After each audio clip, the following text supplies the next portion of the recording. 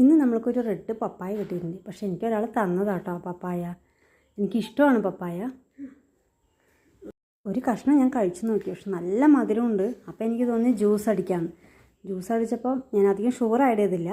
കുറച്ച് milk made ഇട്ടിട്ട് കുറച്ച് പാലൊഴിച്ച് അതിൽ ജ്യൂസ് ആക്കിയിട്ട് ഞാൻ അങ്ങ് അടിച്ചപ്പോൾ ഒരു പ്രത്യേക ടേസ്റ്റ് തന്നെയായിരുന്നു കേട്ടോ. ഒന്നാമത്തെ എനിക്ക് പപ്പായ ഇഷ്ടമാണ്. നോർമൽ പപ്പായയും റെഡ് പപ്പായയും തമ്മിൽ രണ്ടും വ്യത്യാസമുണ്ട്. നോർമൽ പപ്പായ സ്വീറ്റായിട്ടുണ്ടാവും, പക്ഷെ അതിനെയും വെച്ച് സ്വീറ്റാണ് നമ്മൾ ഈ റെഡ് പപ്പായ.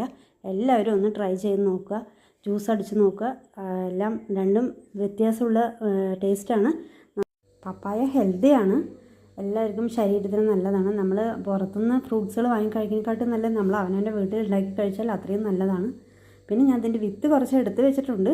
അത് ഞാൻ പാകിയിട്ട് വരുമോ ഇല്ലയോ എന്ന് എനിക്കറിയില്ല. ഞാൻ വിത്ത് ഇട്ട് നോക്കാം. മുളച്ചതിന് ശേഷം ഞാൻ വീഡിയോ ഇടുന്നതായിരിക്കും.